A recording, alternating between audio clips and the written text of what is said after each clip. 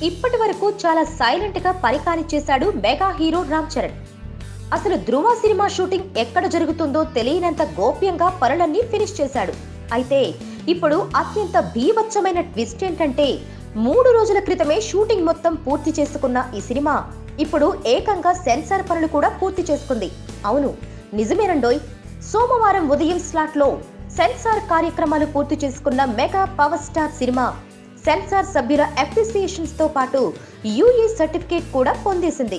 అసలు ఇలా shocking range లో రిలీజ్ కు దాదాపు 20 రోజుల మునిపే సెన్సార్ పనులు పూర్తి చేసుకుని సర్టిఫికేట్ చేతికి తెచ్చుకోవడం అంటే అది గీతా ఆర్ట్స్ వారికే చెల్లిందని చెప్పుకోవాలి.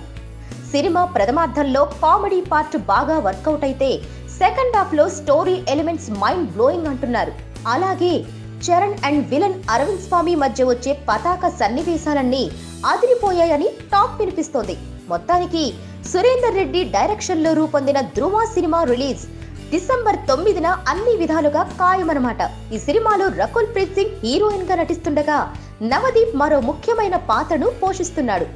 సినిమాకు హిప్ హాప్ తమీజా సంగీతాన్ని అందించాడులే. Please subscribe. Hi, it's me Purna. Please subscribe.